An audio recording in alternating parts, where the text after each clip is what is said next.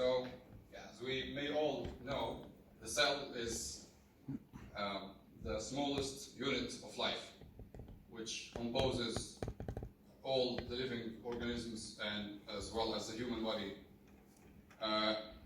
This is a picture that maybe we all saw at school. So it does include a lot of complicated intracellular stuff. There is too many complicated processes going on, and this is where I was studying over the last few years. One of the, I would say, the important aspects that's happening in the cell. So every cell has a DNA, which is almost identical in all the cells. And in the DNA, there's unique parts called genes, and each gene eventually makes up a specific protein, which differentiate in the function that every cell is doing, and further on differentiate the type of each cell. So this is a very complicated process that we need to study in order to know how the different cell types, let's say, develops, although that they all have roughly the same DNA. If we look at the human body as an example, we can see that although it all arises from the same embryo or the same cell, there is very big diversity in the cellular composition. So it arises from different organs. So indeed, the brain cells are different, for example, from the lung cells. But even among the same tissue, if we look into one specific tissue like the brain, we can see that there is a huge number of different cell populations that is actually only in the brain. So it is a very complex system. And we do need to study this. And that's for two reasons. So studying this cellular diversity helps us, first of all, understand how things work, or understands how the specific organ or the human body works in normal conditions. And also, if you want to study a specific disease or a specific disorder, it helps us looking at the cellular diversity at that moment. So, I've been talking about a cell and what's happening within a cell. As you can see from my title, it's related to single cell. So, over the last few years, we have been blessed with single cell genomics. Using these protocols or these technologies, we can actually measure something from the tissue at the single cell resolution. So, what happens is that you start with some solid tissue, you take the cells out of it, dissociate the cells, and then you can get only a single cell. You can isolate a single cell. You measure something from each cell, what I'm referring here as single cell expression profiles.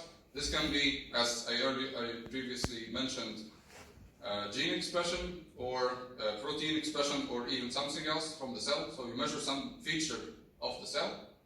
You put this into the computer, and then with some computational algorithms, you can actually differentiate the different cell types that you have in this pool of cells. So going back to decomposing the cellular diversity. There are two main challenges dealing with single cells. First of all, it is a very huge data sets in general. So you easily have millions and tens of millions of cells.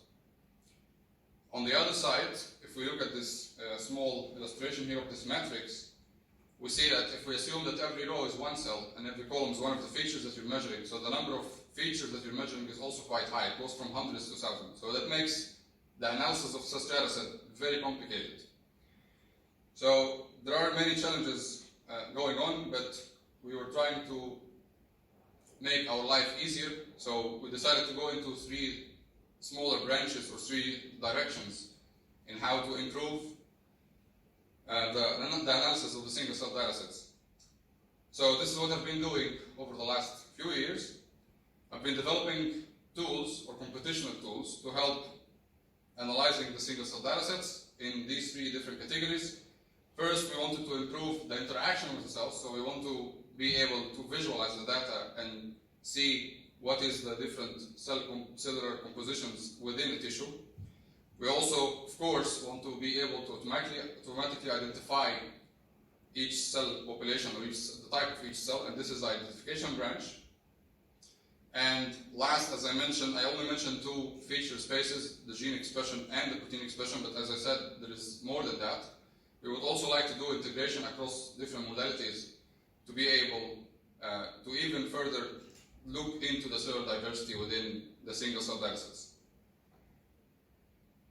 So if we consider the interaction part, so let's take it from the very last steps in the single-cell genomics flow that I just showed. So if you have measured something from the cells, so you have something measured on the single-cell resolution, you put it into a computer, you apply some complicated algorithms to do the cell type identification.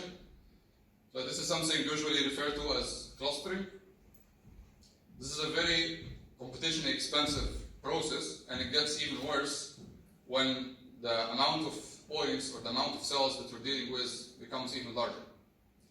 So if the data set is bigger, then the computational process becomes more expensive.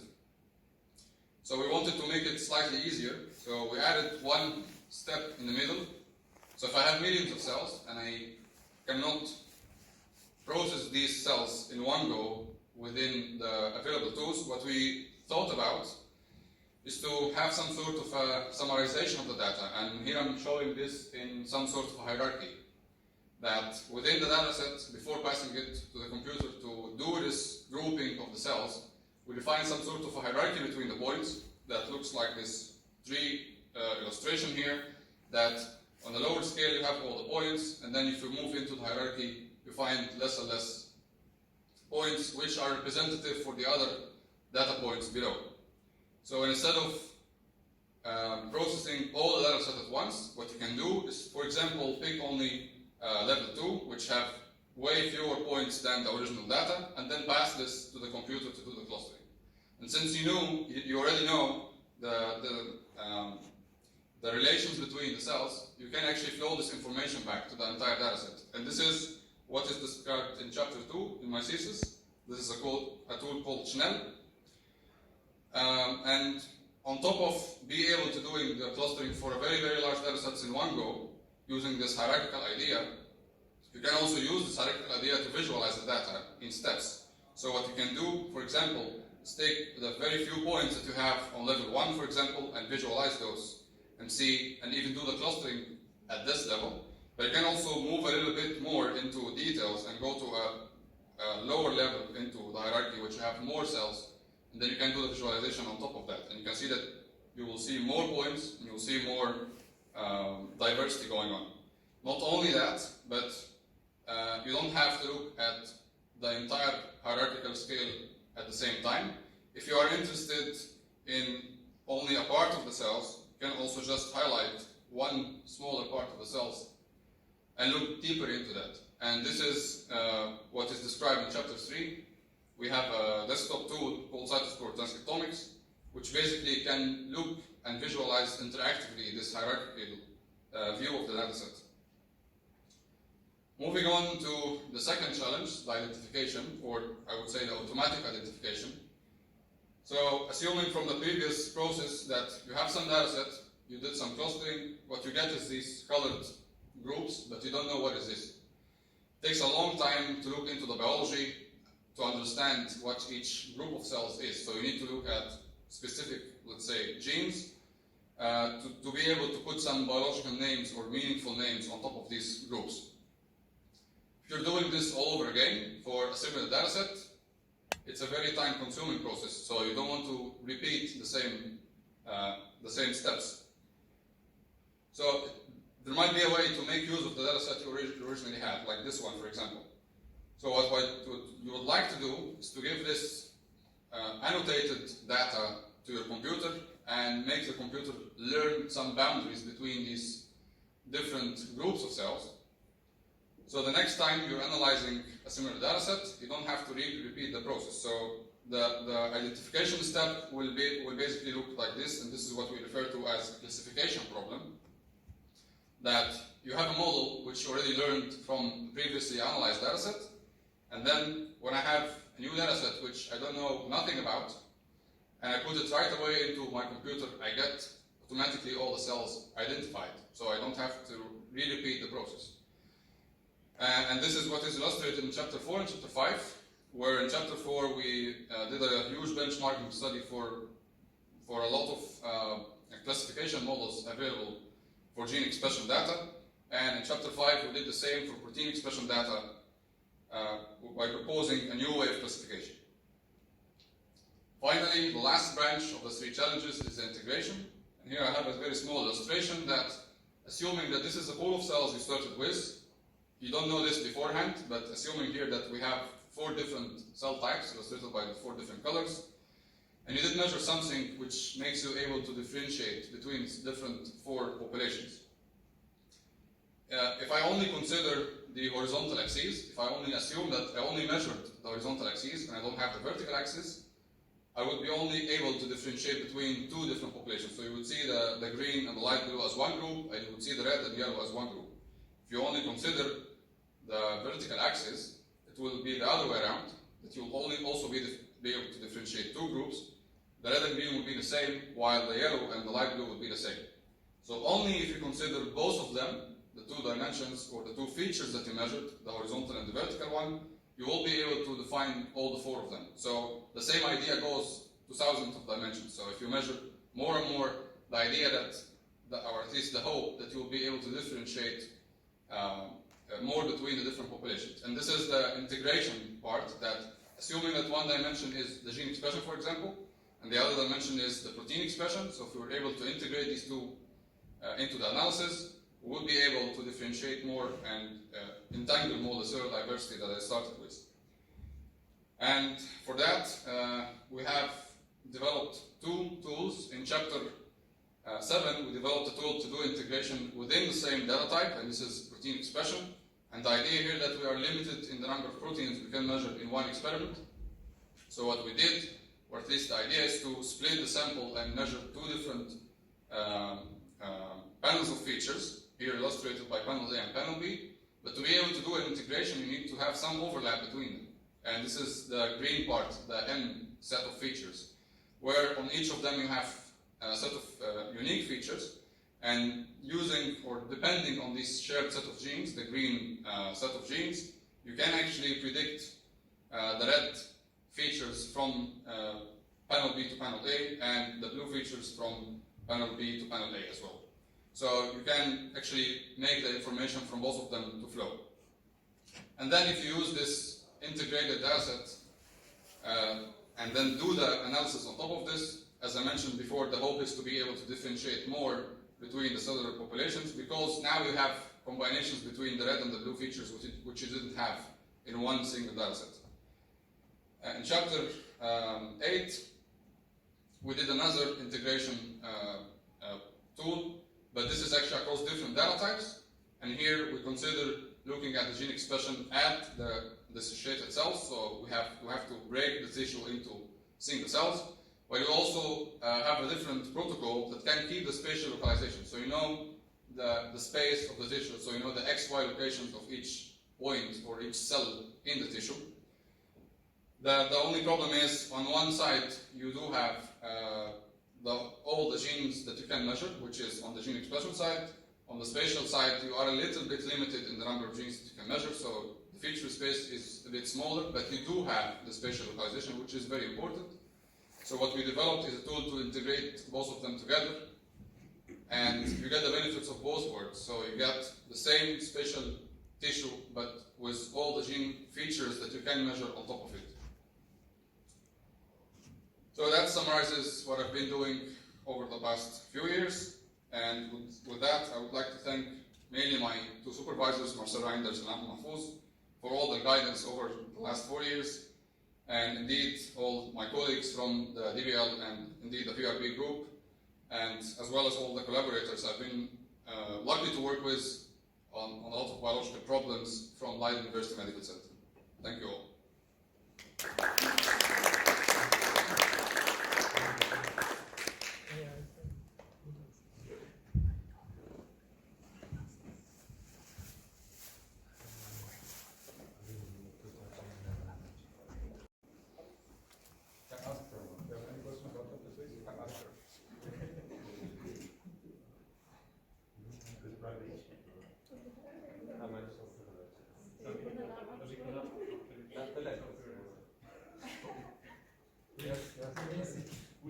camera for at least 30 seconds. You have to know the moment, like even in the middle of the answer. No? Okay. It's not like when you rotator and then. Yeah, and you raise your voice in the middle, and we assume that it's just the good answer, and Give me a sign when you are joking. I do And this. then I will. Then you start clapping. I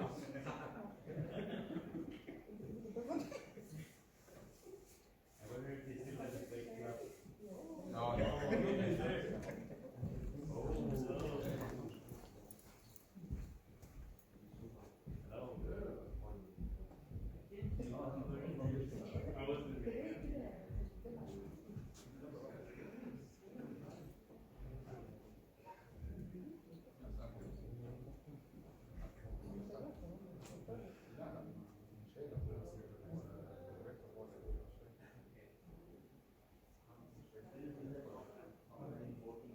No. I live like across the street, so. It says that.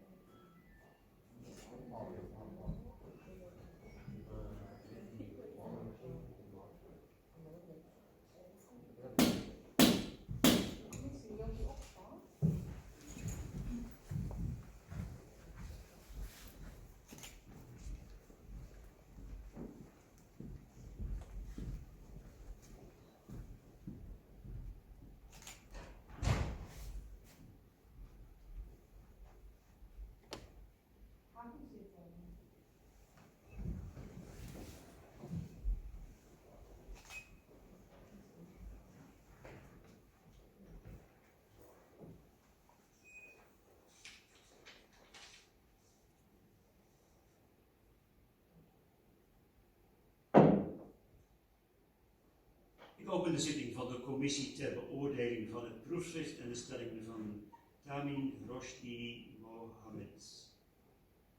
Abdelaal, Master in Biomedical Engineering and Systems. I request the promovendus to take his position behind the lectern.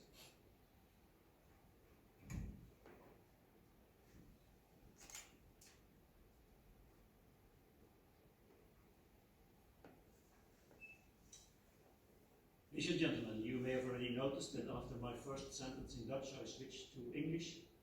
The whole ceremony will be held in English. We are very happy to welcome for this session a few committee members from outside the TU Delft. And I will introduce them for you. Most of them are on the online connected with us. First of all, I would like to welcome Professor Robinson. He's from the University of Zurich in Switzerland. Welcome.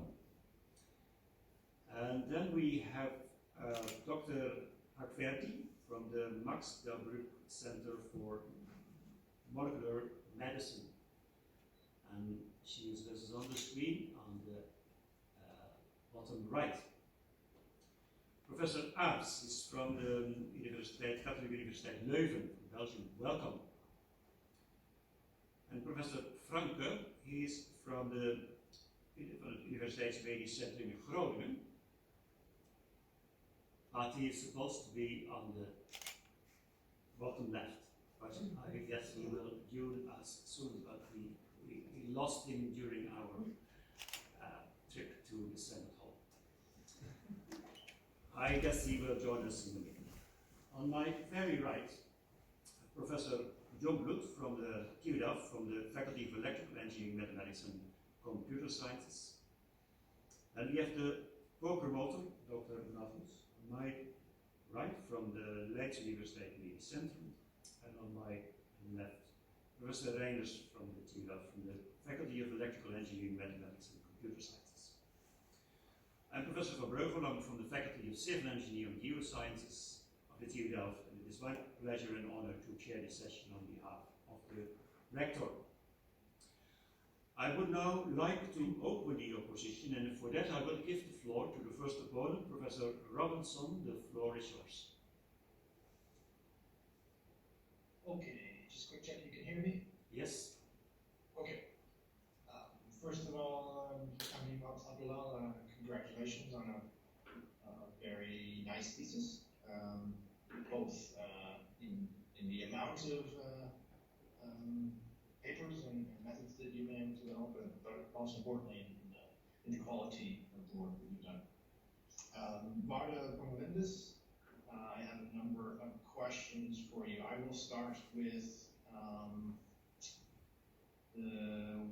about classification methods, and you mentioned in some of your papers that the linear methods outperform deep learning, and I wanted to know why that is the case. I mean, also in the context of when we read these papers, most of the introduction sections talk about the importance of nonlinear methods. So why do linear methods outperform these more complicated nonlinear methods? Well, for the opponent, thank you for the nice words and for the question. So first of all, I would say that this was the main conclusion we found from both in Chapter 4 and Chapter 5, that we saw that the linear discriminant analysis for the cytometry dataset as well as the linear SVM for the single RNA sequencing was doing in general better than all the other methods. But I can relate this, I would relate this mainly, my explanation to why these nonlinear methods don't really always make better predictions than the linear method, although that we know that the data, or at least we assume that the data is nonlinear. I would relate this to the amount of data that we have so far. One example I can pinpoint to from Chapter 4. So if we look at the performance of SCVI, for example, which is based on a variational autoencoder, you can see that in page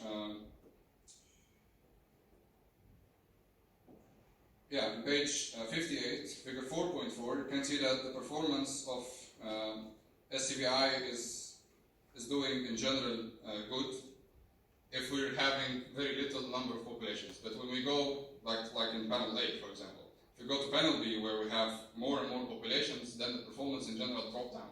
And I would say that my intuition for this is that now we don't have enough examples per population or per cell population, so that these nonlinear methods don't have enough data to train, and then what happens is that they overfit to the small amount of available points per population.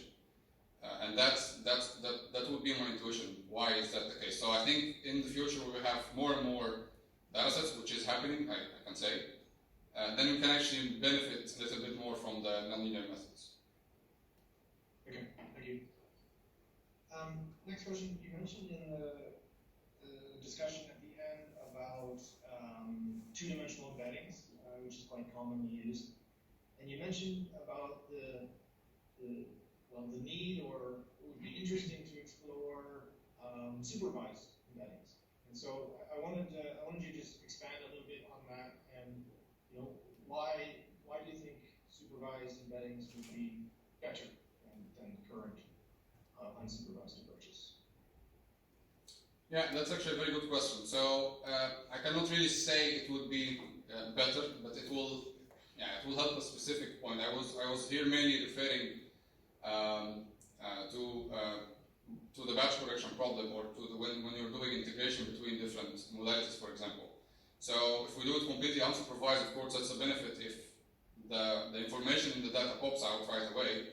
But if we know the cellular identity of the different batches that we're integrating, or we're doing one embedding or one 2D embedding for both of them, if we can inform some information, or if we can infer some information from these cell labels or these cell annotations while generating this 2D embedding, that might be beneficial in separating or seeing a better view of these populations. One example, for for example, from the recent version of the SARAT package, they have this Asimos dataset that's the reference for the PBMC, and then there they have actually performed. I think they made use of both the society data, so they made use of both the RNA and the protein expression, and the final, I would say the final reference is based on both of them. If we look even at the embeddings they create, of course they have a specific way of generating this, not exactly looking at the labels, they do it completely unsupervised, but I mean, in the end, you see information from both datasets based on these cell levels. So you see that the cell levels are better separated in that sense. So my idea is to, if we can actually, if we trust, first of all, if we trust the cell annotations we have, we can also make use of this while developing these 2D embeddings. Okay. But I guess it needs to be demonstrated. Still, this is just Yeah. okay. I had director. I have a question about Proposition 8. Madam Defence, may I invite you to read out proposition number 8. Continuous and comprehensive benchmarking of single-cell analysis methods is essential to eventually reach standardized analysis. Okay, thank you. Yeah, so I mean, my question is how, like, this is quite a,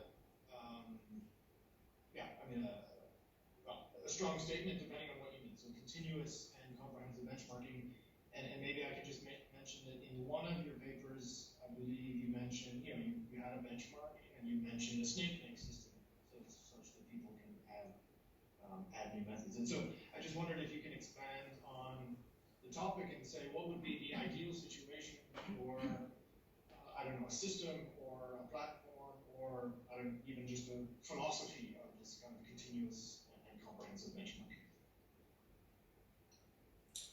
Yeah, so I would start with the philosophy. My idea here that so the technologies are growing fast as well as the computational methods, and for a single problem there is at least, I can give a rough number, but there is multiple ways of solving the same problem. Of course, we all try to make comparisons while developing these methods and say, or at least explain why is one method is better than the other and in which specific situation, but this doesn't happen all the time. I think the intuition for this proposition was actually when we started working on chapter 4.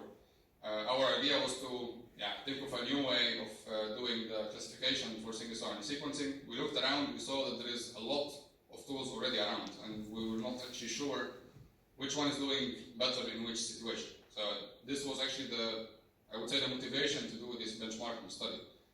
So far, as a user at least, if I have a data set and I want to apply some sort of a classification method, I'm not really sure which tool will be the best in my case.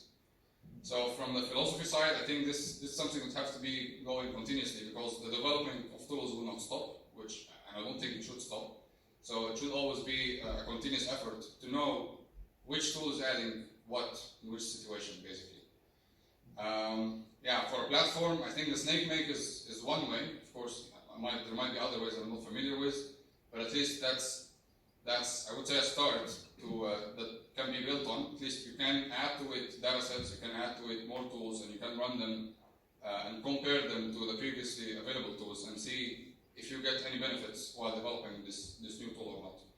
So hopefully at some point we can say that if you want to do normalization and this is your situation, this is a tool to use. And that's what I mean with standardized analysis. So far that's something which is not around. I think it does need time. Dr. Provence, perhaps I can ask one last question, and it's kind of a general question about using atlases to take new data sets and add it to them. I guess the main risk I see is that you have an atlas that was collected under certain conditions, and you have new data sets that are under different conditions. And so how can you expect your atlas to represent all of the things that are present in the kind of new, maybe even disease situations and so on? Yeah, that is indeed a very difficult problem, and that's something I think I referred to in my discussion, that we need to be careful with the selection of whatever we use as atlas or as a training data to make these classification methods learn something. and to be able to know how much similar, at least biologically, they are from the data that you're trying to test with. So the example that you just gave is actually very tricky, because if the biological sample is different, then I also assume that there might be something that is not in my atlas that I will not be able to capture.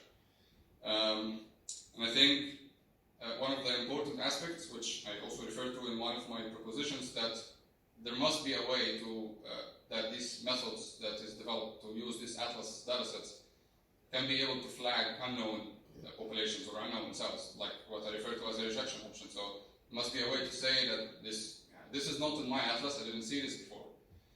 Yeah, and of course, now there are efforts to make these atlases somehow, I would say that they grow iteratively whenever a new data set is available. So if there are differences, as you mentioned, they can actually be somehow integrated in the atlas and not forming a separate atlas for that.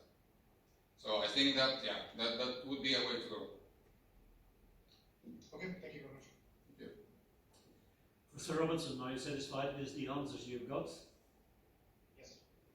And thanks a lot for taking part in your position. I would like to proceed to give the floor to Dr. Arfedi. Thank you.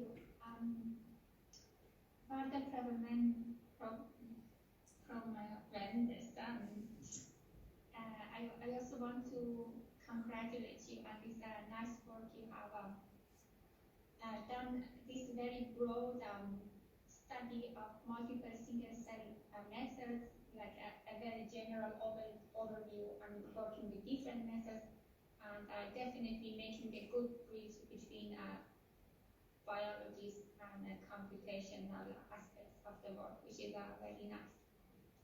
I want to ask you about the cytoscore package that you have developed. So, what is the motivation basically for developing this kind of general pipeline that do multiple tasks of data analysis rather than task-specific modules or small packages that users can choose which one they want to have. And then also there are other such pipelines available, such as SORAT and ScanPy. And what is the motivation? What is the advantage that you would like to introduce by introducing this new package cytoscore? For the point, thank you for the nice words and for the question. I would say the main motivation is that the analysis of such data sets is, I would say, to a big extent, is mostly exploratory, especially if you're analyzing a data set that you never looked at before. So you would like to see how the cells connect to each other, and you may be able to, or you want to look at specific marker genes or overlay specific gene expression on top of this. Indeed, these things you can do in packages like SORAT or ScanPy. I would say the main benefit of the cytoscore tool that can do all of this right away interactively with a click of a button. So you don't have to really write code. That's one thing. So it makes it also easier for users who are not very familiar with coding to use, and it's all integrated in one place. That is one benefit. I would say the main benefit in the cytoscore package in general, and not only in the transcriptomic version that I have in my thesis, but there was also a previous version from colleagues that I was not part of it at this moment, which is just the cytoscore. This was built for cytometric data, and the main motivation started when we were collaborating with biologists who are working with such data sets, and they would actually like to do this. They would like to have some sort of a two-dimensional embedding, visualization of the data, look at specific protein expressions, or in my case, gene expressions, do the clustering online and change the parameters and see how the separation in the clusters looks like. Then you can make decisions that I want to look further into a specific point. And one of the main features of cytoscore as a tool is the hierarchical stochastic neighboring embedding, and that's like I would say the upgraded version of the TSNE, that instead of only having one 2D embedding which have all the points in it, you actually build some sort of hierarchy between the points, and then you can visualize this on demand. So you start by looking at an overview that shows you the main structures of the data. Maybe one population is more interesting than the other, so you don't have to look further into the entire data set. You can just online subset this data set, select this part of the data, and then drill into the hierarchy and have more points and have more details and look into more details in that. So yeah, I would say yes, you can do all of these things in some way with CRAT and ScamPy, for example, but it's not as easy and as accessible and also as interactive with Cytoscore. And I would also add on top of this is the scalability. So because of this HSNE, we easily scale to millions of cells. So we can actually, on a regular laptop, you can do this analysis for a data set of 5 or 10 million cells without really needing a lot of resources.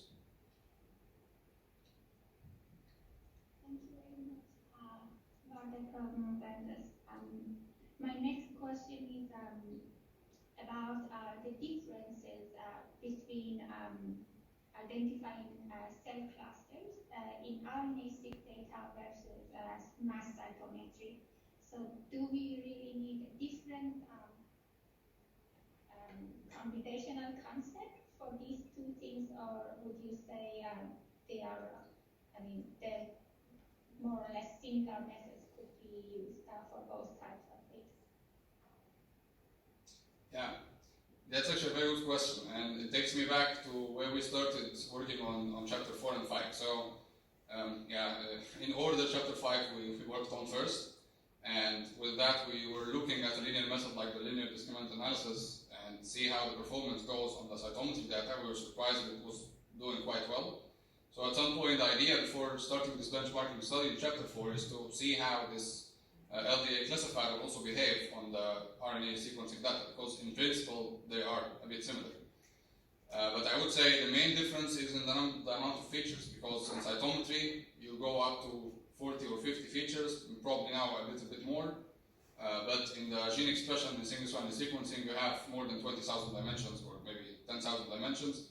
So that makes it difficult for something like the LDA, for example. So, as the data sets are usually large, so we claim in most of the chapters that we want to have tools that scale to millions of cells. So we also want, or at least the benefit of using these linear methods, that they are not very computationally expensive. So when we tried applying this LDA, and this is also shown in the experiments in chapter 4, on the single-stranded sequencing, the main issue was the timing complexity. So now the LDA with more and more features is not as fast when we applied it on the mass cytometry. So we actually lost the scalability feature, let's say, when we tried the LDA, which was not the case when we applied the linear SVM, or at least when we tried a bunch of classifiers and we saw that the linear SVM was doing still quite a good performance in a reasonable time frame. So I would say the main difference is in the number of features, which makes the analysis more complicated in the case of single-stranded sequencing.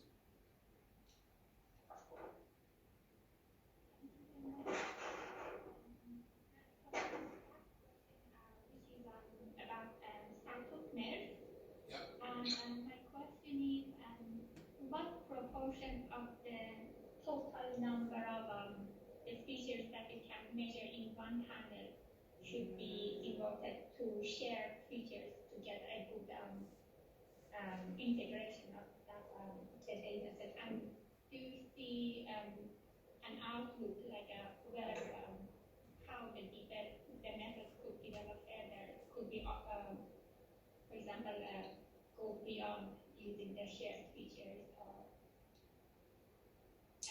what are the current limitations? Yeah, so I would say, of course, the more you have, the better to integrate or to have more trustworthy integration, I would say. So the more shared features between the two panels you have is, of course, will eventually make a better prediction for the missing features.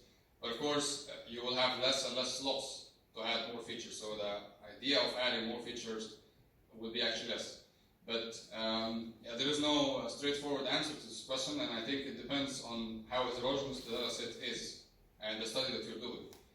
That's something that's actually shown in the results we have. So we tried 2 data sets. One of them we only had 28 markers, but this was a very heterogeneous data set. we had 4 different conditions from the gut.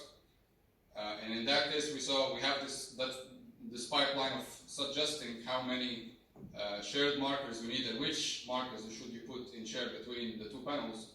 If you try this on your first pilot or your first panel, for example, we saw that we needed around 16 out of 28. That's roughly, I would say, around 2/3 of the entire panel of markers. On the other hand, the other data set that I have in the same chapter is the vortex data set, and this is actually 10 replicates from the mouse blood, and there it's actually more and more homogeneous. So I would say we also expected that to reach the same level of similarity between the 2 simulated splits that we're doing, we would expect to need less, and this was actually the case. So we needed only 11 markers out of 39, so that's roughly 25% of the number of markers in total.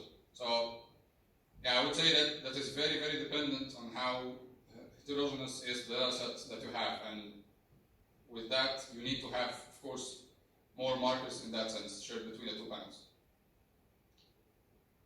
So I think in the discussion I do suggest a way to, or at least a rough way to do this estimation, that if you have samples, you of course need, according to the pipeline we're suggesting, to split them beforehand, but you will know, of course, beforehand how many markers and which markers you should keep in the second panel. So what I'm suggesting is to do this simulation of splitting the first panel that you measured into 2 and try the selection pipeline, which will tell you how many markers will keep how much of the similarity or how much of the structure in the data. And then you can use this as a way to suggest which markers should you keep and how many markers should you keep while designing the second panel. And then you know how many free slots do you have.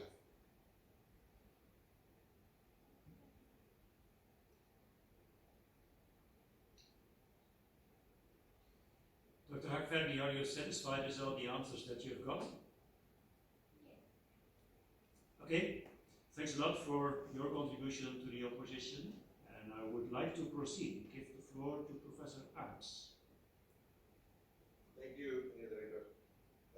Tamim, congratulations with your work, also to your promoters. It's really excellent, your thesis, your papers, and some of them have already gotten quite some impact as well. The benchmark paper has been used a lot as a reference and as inspiration, also for students and postdocs in my lab. So thank you for that. Waarde promovendus, I do have a couple of questions for you. I'd like to start at the end of your work with the spatial analysis page. I think it's really working well, but I have a question on the, let's say, the risk of imputation, if you want. Also at single-cell RNA-seq, several methods have been proposed in the, let's say, early days because of the dropouts to use imputation for single-cell RNA-seq data, but they didn't really get a lot of traction, and also we have not been so convinced that this is needed. Now if we go to spatial, projecting single-cell RNA-seq data onto the spatial results where you only have 100 probes, for example, 100 genes measured or 200 genes, then this becomes really even more dramatic. So how are you looking at this at the moment? Do you consider this still to be the best way to move forward, or how do you look at these risks in the analysis? For the opponents, thank you for the nice words and for the question. Yeah, I think you have a very valid point that this imputation method is always risky, and you need to have some sort of a way to validate or to say that these methods are trustworthy. I would say the bottleneck here is in the, as you mentioned, in the number of shared features that you have while doing this integration. There is actually 2 things. So in this page, we focused on picking these, or at least having the contribution of these features or of these genes in the integration, where we actually had more the features that are most variable, because we're depending on PCA selection, I would say. So the genes that are more variable in your dataset will have more contribution in defining this common space where we do this integration. The assumption that I would not say that they are the only variable genes, but they are one of the most valuable genes in doing the analysis. but indeed it's not the same as saying that these genes are predictive for the other genes. So they might be the most valuable genes, but not right away predictive. That's one of the things that I actually have in my mind to explore further. That the selection of the genes, at least when you do single RNA sequencing first, and I think this is what happens in most of the labs, and then you want to do spatial transcriptomics, and you're limited, so you want to pick some genes. So of course, it will be nice if there is a way to pick the genes that are the most predictive for the other genes. So if you do such an integration afterwards, then you have more trust in the predictions that you're making. Okay, and what if we go in the other direction and consider the spatial observations, for example, to be used in a supervised or semi-supervised way to enhance our interpretation in the single-cell RNA-seq data, simply maybe to provide better annotation of the single-cell RNA-seq data, and then continue with the single-cell RNA-seq data for more insight, rather than continuing on the spatial, because it's tempting to use the spatial map because it's intuitive to look at. But I think there, if you start to do contrasts, it becomes dangerous because you impute the data while you have the, let's say, the real data still available. How would you do the annotation for semi-supervised or supervised visualization in your single-cell RNA-seq data? So if I understand the question correctly, you would like to go in the other direction, that you make use of the spatial data and move to the single-cell RNA sequencing.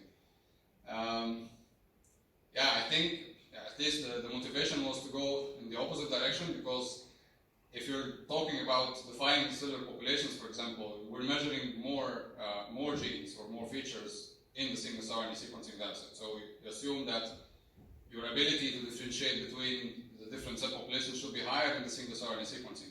And this is actually what we're trying to transfer from the single-cell RNA sequencing to the spatial, not the other way around.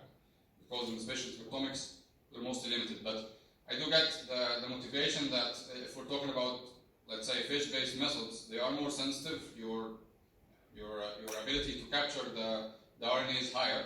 So you will also expect that it's something that you can make use of from the spatial side to the single-cell RNA sequencing. That's something I didn't think about ahead. Of course, there are also ways to, or at least assumptions that assumes that the spatial organization of the cells plays a little bit of a role in which cells they are. I would say that is correct to some extent, especially in something in the brain, for example, where we know that there's some sort of organization.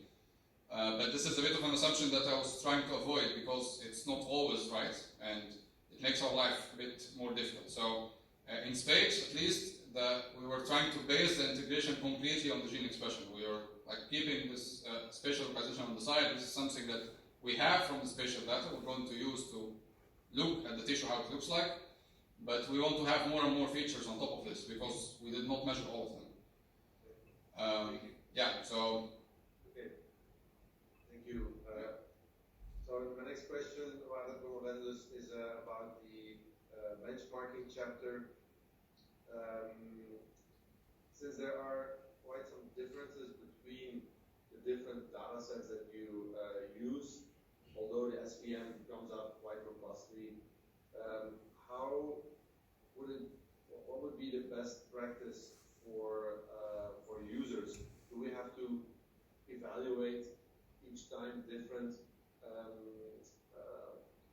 solutions or different models to do the annotation on new data sets, or would you recommend to go with the SVM? And the second question related to that is, how do you see this in the future? Would we expect databases of cell type models that people would reuse, and would they be SVMs, or how would this work, or depending on the data set, researchers would contribute other types of models, and this would become a complete chaos? I would say, at least based on this conclusion, we should at least compare with the SVM, and also not only the SVM, but I would say the few top performing models based on this benchmark to see if we're actually improving or adding something on top of this, not particularly only the SVM, but in all the experiments SVM was one of the highest, but not always, so I would also say it might be a bit also difficult to do, but if I know that the data set that I have at hand is a bit similar to one of the data sets we tested in this benchmark or one of the data sets you're testing, then you can actually get a feeling that for this particular biological problem or for this particular challenge represented in this data, this is a tool to use at least, or it might not be the SVM as I mentioned, it's not always the top one. Yeah, but I mean, indeed, if we have more data sets, at some point this will be useful. Yeah, I would say we have to compare with the top performing models, but again, I'm not sure how to evaluate how similar the data set is to another. If it's from the same, if it's from the same tissue or the same species, maybe that's a way to say something about it. Like we tried brain data sets from human and brain data sets from mouse, for example.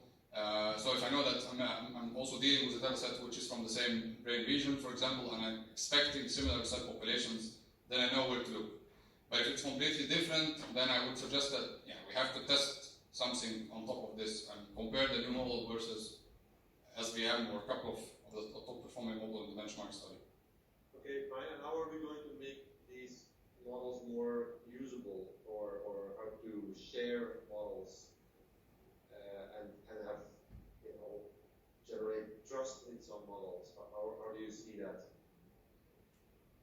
Why would I reuse your models or generate them myself? It's getting, for my informaticians, a bit, we're going to lose time if we have to start re-annotating, rebuilding models while someone's already there. So, yeah, exactly. I think if you know that there is a model that is already pre-trained on a data set which is similar to yours or can act as a reference to the data set you have in your case, you can just use this right away. And of course, as I previously mentioned, there are now efforts in making these models also grow iteratively when you add more and more data sets. There is this SCRHS paper from the Fabian Theis group where they actually have a way to you don't have to share the data set, you don't have to share the training data or the atlas data, but you can summarize this in a model, and this model can actually grow a little bit when you add more and more data sets to it. So I think that might be a good direction to go into, and then you only have to share the model, you don't have to share the entire data set, which is also easier in many ways. So that might be a direction. I think my time is almost up, but Meneer Director, I have a question about proposition 7, just very briefly, and then others. If you indeed can make it very brief, and if the answer of the candidate can be very brief, it will be nice. Every cell is unique.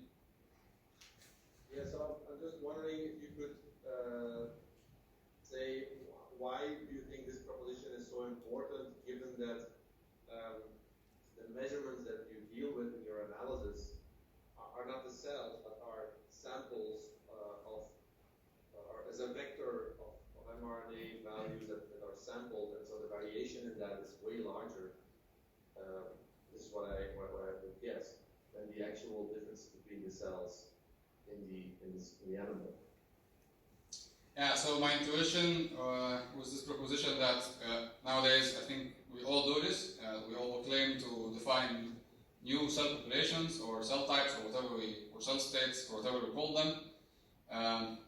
My intuition was this proposition that the limitation we have is that we don't really measure enough. So if you consider only gene expression, you see specific diversity between the cell populations, but if you consider gene expression and the protein expression, you can even divide further.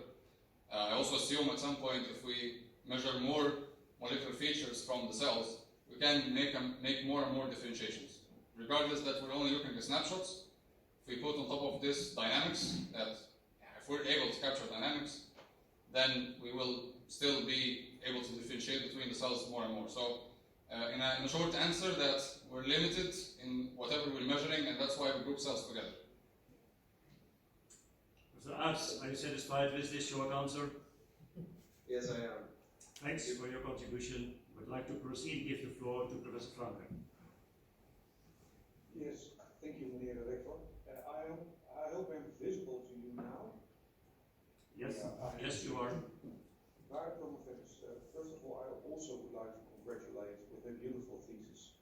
It contains a remarkable number of highly valuable chapters describing many different aspects of single-cell biology, and I think you've really contributed to the field. So thanks a lot for all the efforts that you've put in. I have a question that also extends upon Proposition 7 that you've already written, that you've already discussed before. And I was wondering about the following issue that we have. If we sort of would think a little bit in the future, in a few years' time, then it's, in my opinion, quite likely that we found many more different cell types that we have not identified yet. Do you have recommendations on how we should proceed? Should we keep on splitting, or should we consider lumping different cell types together? Do you have some guidance? Because then I will get to another problem that we currently face, which I would like to discuss with you, which also has to do with this. Hopefully, opponent, thank you for the nice words and for the question. Yeah, I think we need to go in both directions, but we need to go, at some point, we need to lump cells because the data set is growing very fast. And yeah, as for my proposition number 7, my assumption is that there is more variation, yes. I would say we have to do this based on the question that we're trying to answer. So it's very, very difficult to try to, in a big pool of cells, to separate every single small population. So, and that's also a bit referring to my first proposition, that we need some sort of a way to summarize the data sets in order to scale up the analysis. I would say we have to do this for specific part of or specific lineage that we're interested in. So I don't think in a single study it's possible to look into all the lineages at one point and differentiate all of them. So there have to be some lumping or grouping of the cells to some level. But if I'm interested in a specific part of this population of cells that I have to look deeper into those.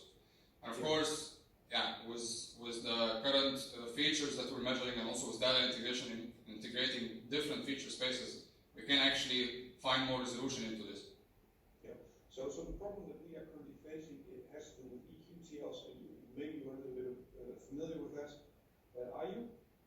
Yeah, a little bit. A little bit. So ascertaining how genetic variation is affecting gene expression levels. So what we usually do is we take many different donors, and from those donors we generate single cell data, and then we do cell type classification and subsequently,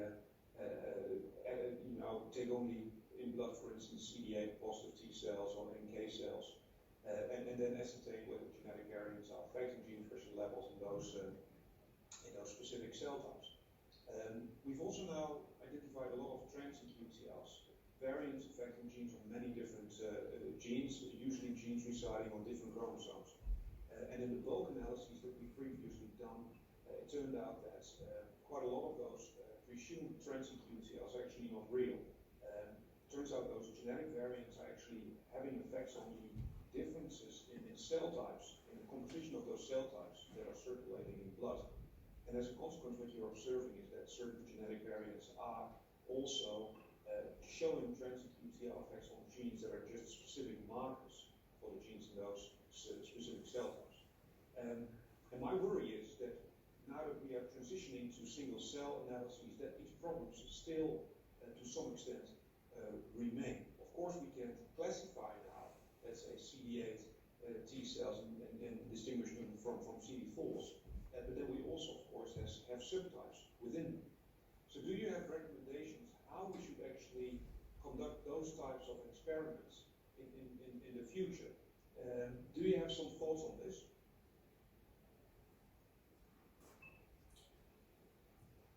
Yeah, of course, indeed, using single cell will help you doing this differentiation. But yeah, as you mentioned, it depends on which resolution you're looking at defining these subpopulations, and actually which resolution you're capable of doing that, because it depends on, again, on the data set or the features that you measured. So a I'm not sure, like for example, if you're only looking at gene expression, if we take the CD4 and CD8 as an example, some populations or some subpopulations are not very, so it's easy to differentiate them using the gene expression alone. Like if you look at protein expression, then you can easily see that they are different. Yeah. So I'm also not sure how, it depends on your ability to make this differentiation. But indeed, if you can subtype those, and then the problem of having a specific marker gene for specific cell type that you see all this, if I understand correctly, that you see some false trans-QTL because of this, that this is a marker gene related to a specific group of cells, then if you do subtyping, that might vanish away. So you can see that if you do it on a smaller resolution, then you might not suffer from this problem. But yeah, again, that's a very difficult problem because it's related to what extent can you actually subtype these populations without creating some artifacts, because sometimes we also we overdo it, and then we claim things that are basically not biology anymore, but this is what the numbers in the data looks like. So you can, of course, change the resolution of your classification or clustering tool that you're using, and it will eventually break down these populations into two.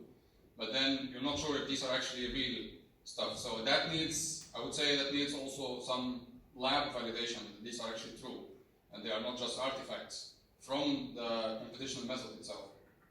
Yeah, well, thanks a lot for commenting on this.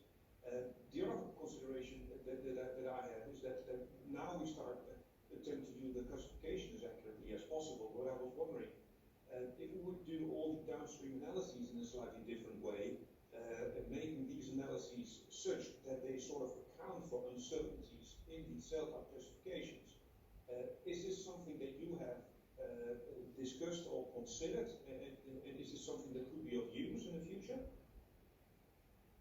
I'm not sure I completely understand. So you mean that if you change a little bit the way you defined the cell populations that you use as a reference, then your classification will not be as the previous one. Do I understand that correctly? Well, let's assume you would want to do a very detailed sub-classification, but you have some uncertainties in that.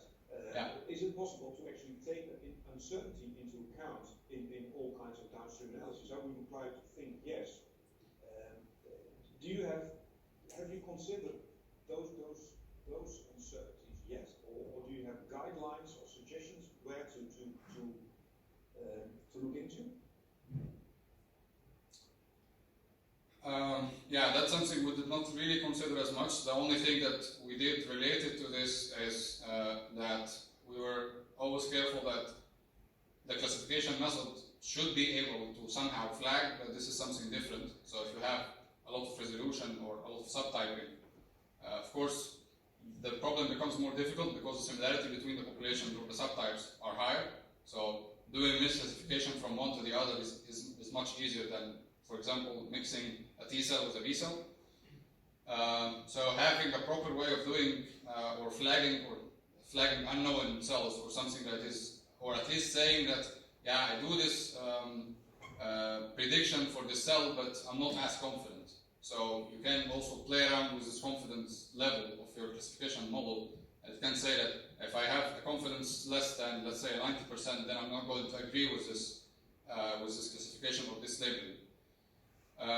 We did this. It was a very simple way, at least in the methods that we tried, by looking at like the probability of the prediction that we get with every cell, and we could put a threshold on top of this. We saw that this is not always working, because sometimes you might have only a single population that is the wrong one, but it's the only one that is similar to the right label that you're trying to annotate.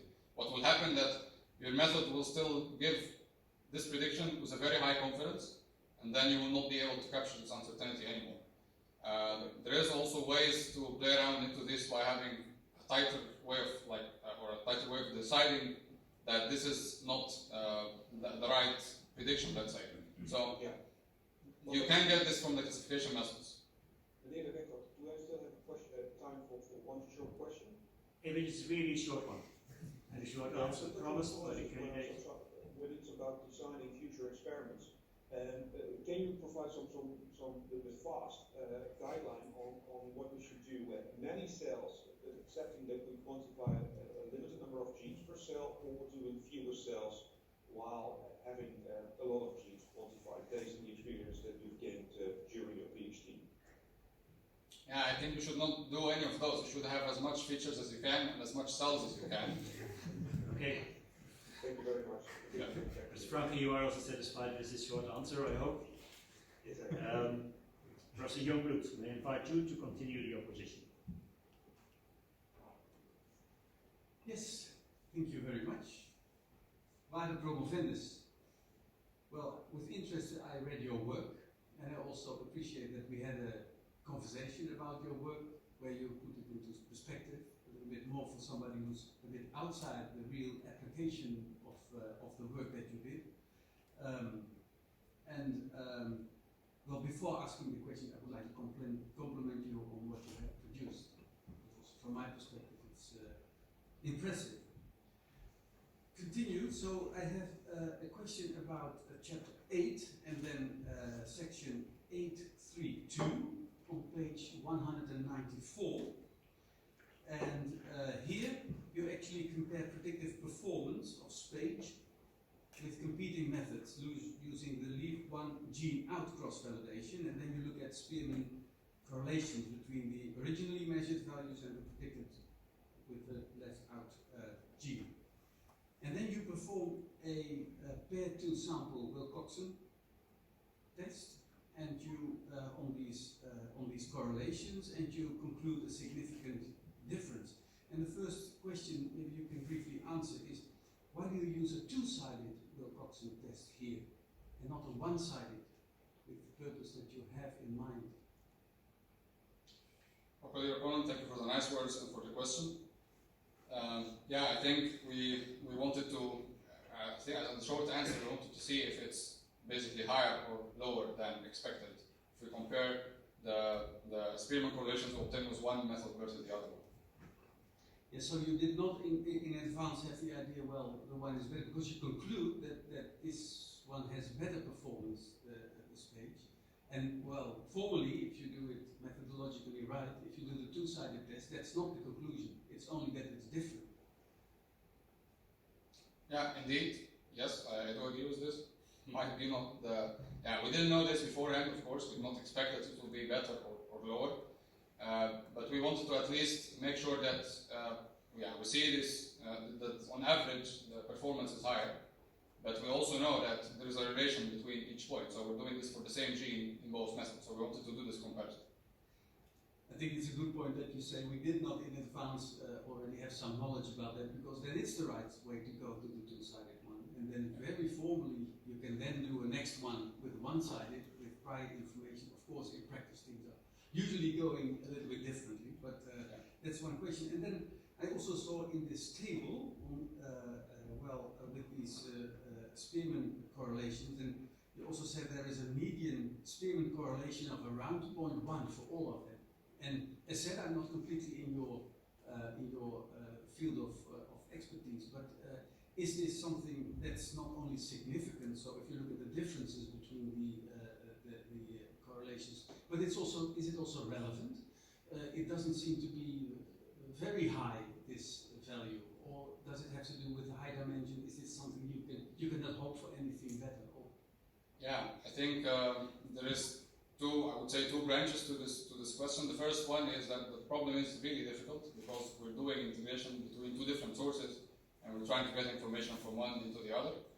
But the problem itself is not also easy, even if you consider doing this within the same modality. So we're integrating RNA sequencing with spatial transcriptomics to see how difficult is the problem. At some point, we'll also try to simulate the situation within the same dataset, within the same single-cell RNA sequencing data. We split it into 2 in a stratified way based on the different populations that we have, and we try to assume that these are the 2 datasets, and we try to integrate them. Surprisingly, we didn't see that the numbers really went to 0.9, for example. They were still quite low. Of course, they were not as low because there are differences between 2 datasets. So that is one thing. The other thing is we were also, I would say, mostly interested in capturing the spatial pattern, or how the pattern look in the end into the tissue.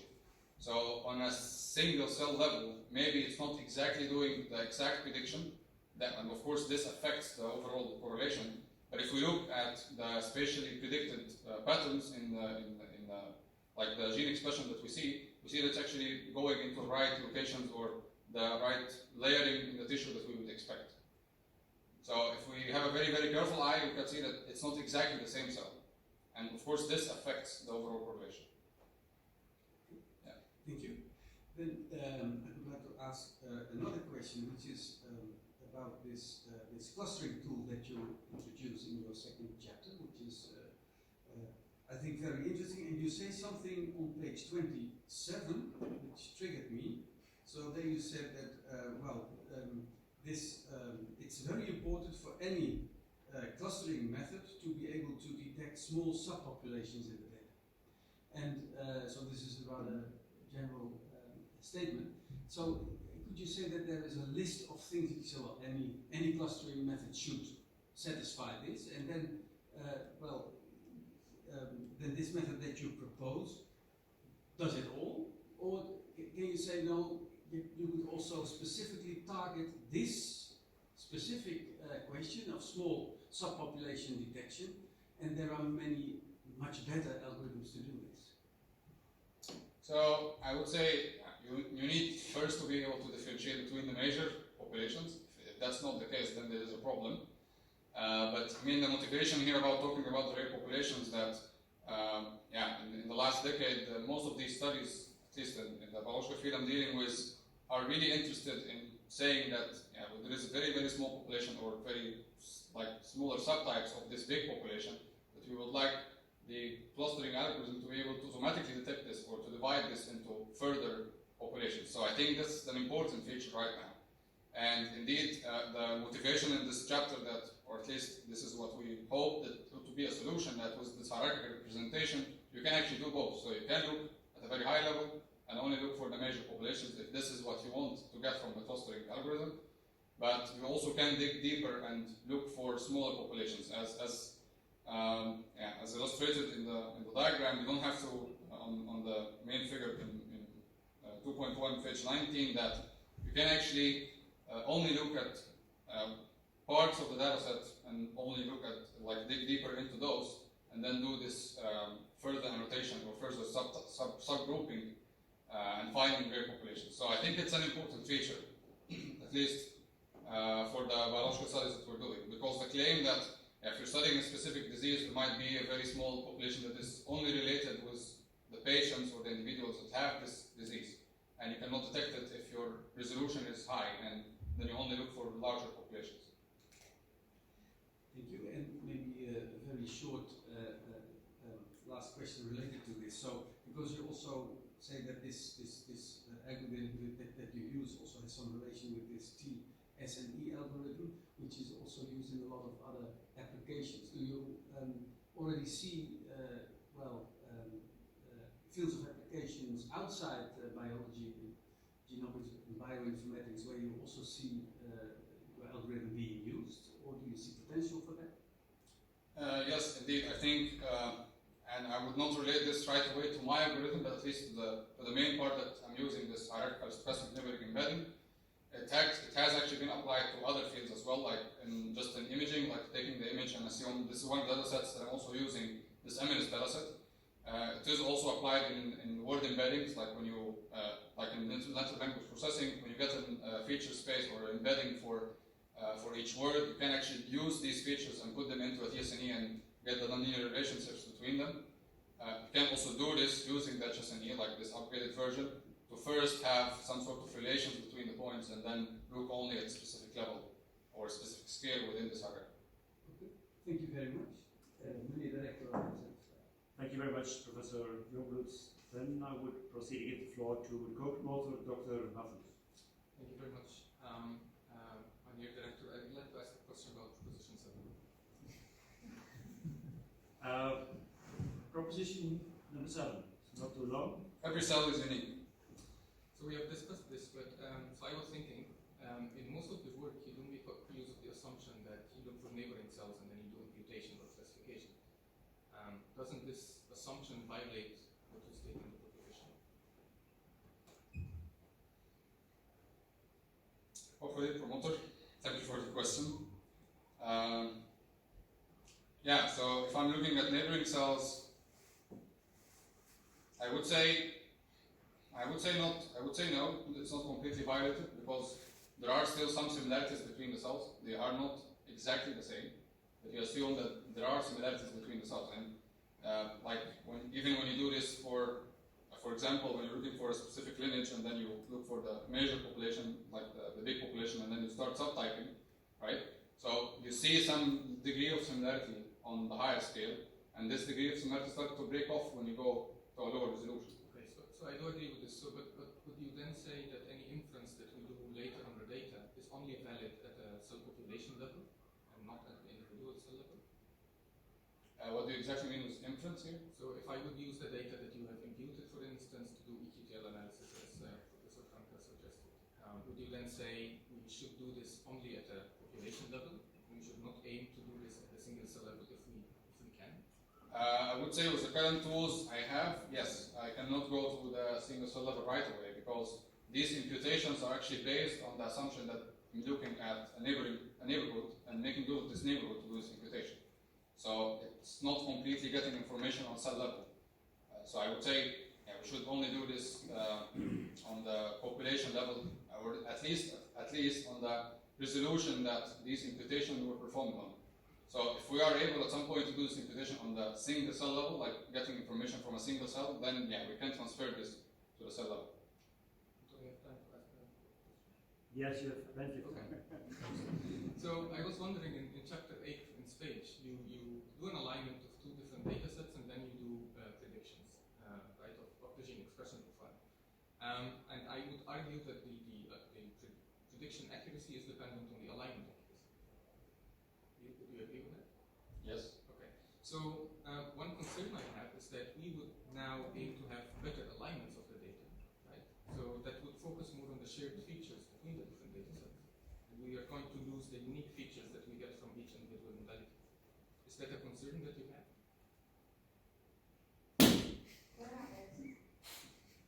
We will never know that. Thank you, Madam Beadle. Madam Promovendus, may I invite you to go back to your seat in the room.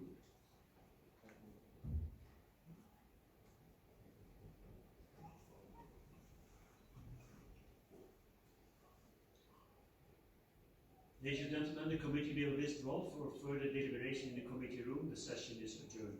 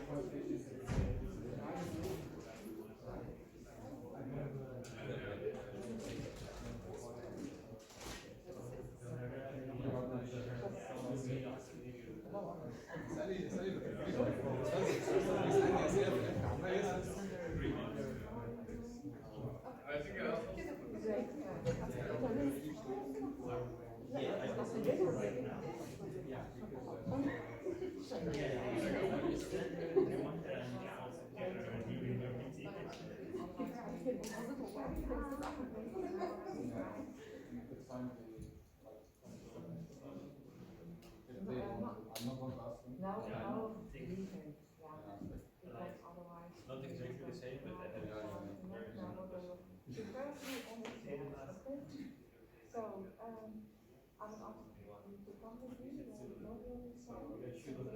no, I actually the time I asked him what is your position. Essentially the same.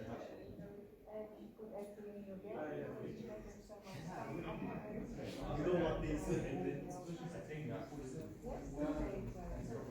really inviting it to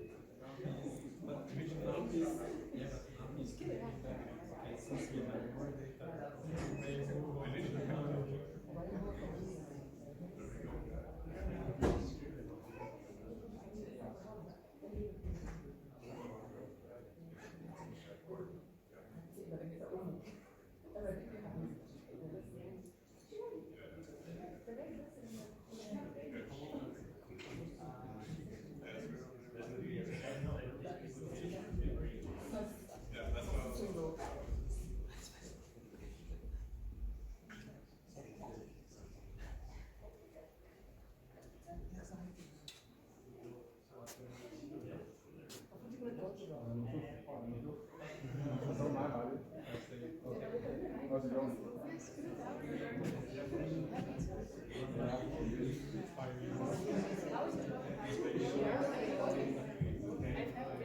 They will come back.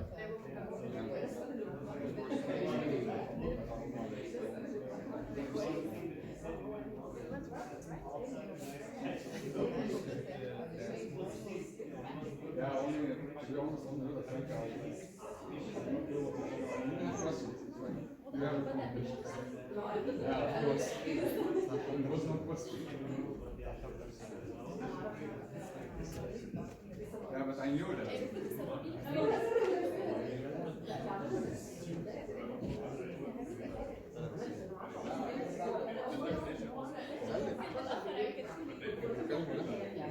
Can speak Dutch. You can.